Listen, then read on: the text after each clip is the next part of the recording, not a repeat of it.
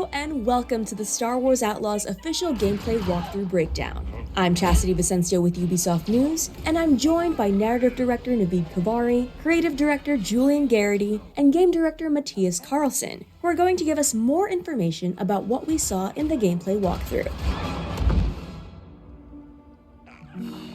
Here we go. And this is our first ever introduction to Nyx. Nyx is a Merkal, a rare and exotic creature whose home planet still remains a mystery. He's got a very curious personality, as you can see here. He can be a bit stubborn, but he has an incredibly strong bond with Kay and always follows her lead. She's grown up with Nyx for most of her life. He's not just a pet, he's family.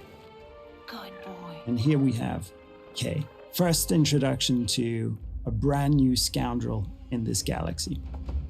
Kay is a young thief who's found herself on the moon of Tashara, which is a hive of underworld activity. She's picked up a high-risk job to steal a priceless, sort of mollusk-like object from a lieutenant of the Pike Syndicate. Once she's grabbed it, with the help of Nyx, she's going to turn it in and earn some much-needed credits.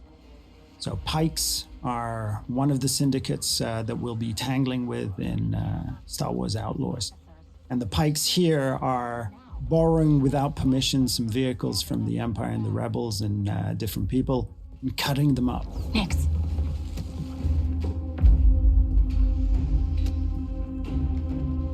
Hit that button. Nyx is more than just a lovable and fierce companion. Nyx is a whole bag of tricks in and of himself. You saw him push that button from a distance. He can distract guards. He can attack on command. He can help you with puzzles. He can help you discover secrets as well. He is very much conceived as a symbiotic part of the player's control over Kay and Nyx. So we're really thinking of them together as a whole. I was just leaving. So when we meet Kay in the beginning of the game, she knows her way around the blaster. It's not necessarily her first option or primary tool to solve a problem or a situation. However, as we progress through the game and its many ever more dangerous situations, both Kay and the blaster itself will evolve and improve. And you will soon find it to be a central and very versatile tool for more than just directly taking out enemies. Okay, we'll figure this out.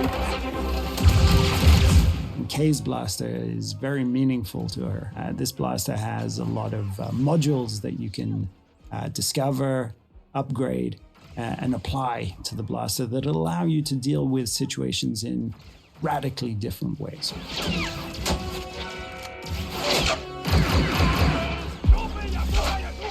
Hey, Nyx! So here I think we have a very good example of the type of role Nyx can play, even in something like a full-on firefight, where that enemy that we took down dropped the gun that he was just about to shoot you with. Nyx can, slink down and retrieve that weapon for you.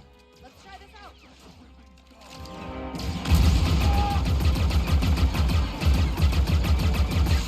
Dink Ferric! Sometimes, best solution is just to get out of there. So ever since we kicked off this project in collaboration with Lucasfilm Games, one of the things that they were passionate about, of course, is authenticity. One of the things we were passionate about is bringing something to the galaxy of Star Wars. And one of the biggest things was this moon, Tashara. And Tashara we developed working very closely with Lucasfilm. Everything from its vegetation to the wildlife to its deep, rich culture, and all of the activities that we can discover during this trailer, and even more. These guys don't quit! One of the key pillars for both Kay the character and for the core gameplay in general in Star Wars Outlaws is what we call a resourceful underdog. Kay is a capable and daring person. And we reflect that in gameplay with you having access to a wide range of actions and abilities, ever growing, of course, as you play through the game, ranging from stealth to full-on firefights. So as we saw here, shooting from, driving your speeder of full speed ahead under fire from enemies. We said if we can make the player think like, oh, I can't believe I made it, when they just play through something, it's a success. Forgive me. Kay's reputation with the syndicates will play a big role in how she approaches her journey, whether it's the Pikes, Huts, or others. We had a saying that in the underworld, you live and die by your reputation. As if a job she takes hurts a syndicate, those opportunities aren't available. So her choices play into how she experiences her journey. There's Jonta's Hope. This is Jonta's Hope. Jonta's Hope is one of the settlements that we have in the game. So this is a tiny outcrop, an oasis of civilization in these windswept plains. And it usually contains a drinking hole, a cantina, and these are hubs of activity too. So we very much enjoyed developing how it would look and feel and what sort of vibe that cantina would have. But this is just one of many settlements and cities that Kay will discover across the galaxy. And that includes the capital of Miragana, a city on Tashara filled with corruption and underworld activity. No. Okay. ND5 is a BX commando built by the Separatists and battle-hardened during the Clone Wars. Nowadays, though, he serves as kind of an enforcer droid in the underworld. He's partnered with Kay as they attempt to pull off a big, high-risk job. It's the opportunity of a lifetime. Not a friend. She can't be trusted. Who can out here? See you back at the ship. So various jobs and favors for the different characters and factions you encounter. They play an important role in everything from learning new things, actually unlocking equipment and abilities, to managing your precious reputation in the underworld, which is the key to some of the most lucrative opportunities out there. Important note though, something that's key to the fantasy of the free scoundrel lifestyle is that you're never in servitude of anyone. You're making your own choices, carving your own path through this world, making a name for yourself. Job was more complicated than you said, Danka. You lived.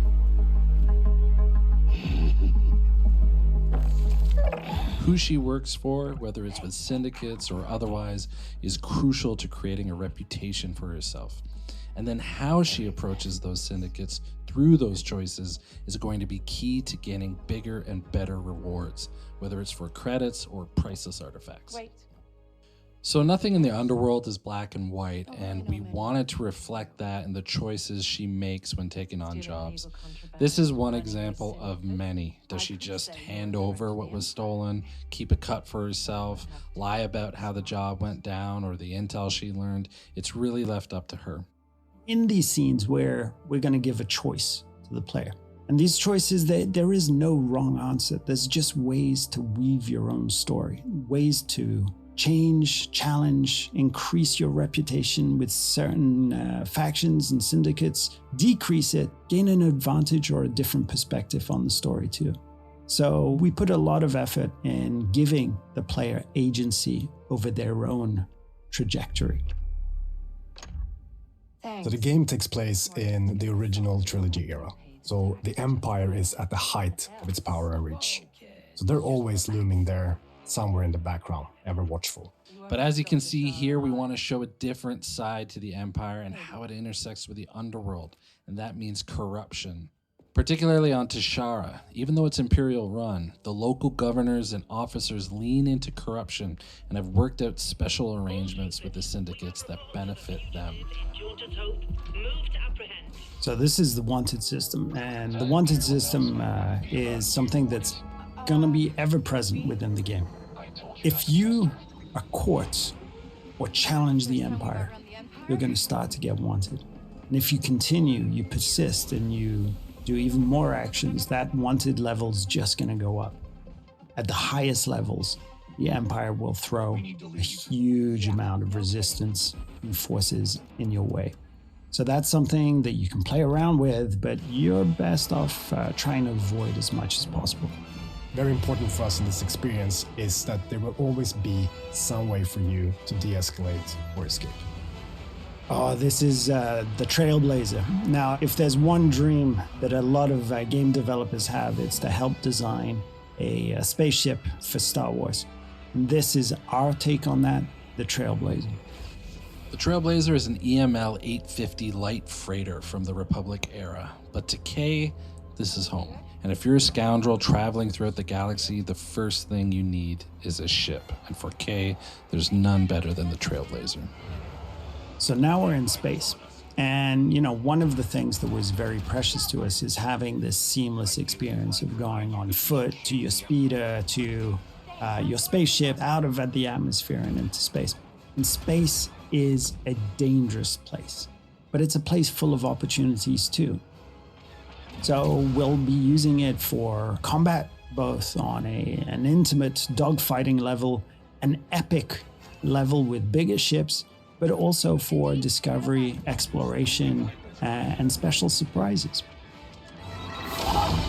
Let's jump! It's important to hit those classic, iconic notes of Star Wars to remind players of the era that they're playing in, and the fact that the galaxy is something that is wide, diverse, but iconic at the same time. One of the things that is important for us is that every planet that you will visit in this adventure has a distinct profile. Not just a very bespoke story, but also wildlife, an ecosystem, and situations that really radically change from location to location. And space is just another part of that. So we're trying to develop distinct profiles for every single orbital region. We knew from the start when we sat down thinking about this game that we wanted to offer that full seamless experience. Sitting in a cantina, in a city on a planet's surface, jumping on your own speeder, driving to your own ship, and as we just saw, seamlessly flying into space is something that we are incredibly pleased and happy and excited that we're able to actually offer. We really enjoyed making this, and we can't wait for you to experience a new Star Wars adventure.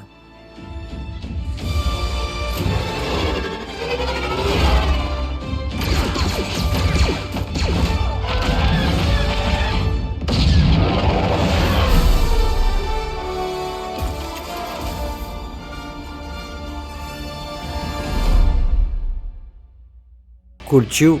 Inscreva-se, acione o sininho, deixe seu like e comentário. Obrigado.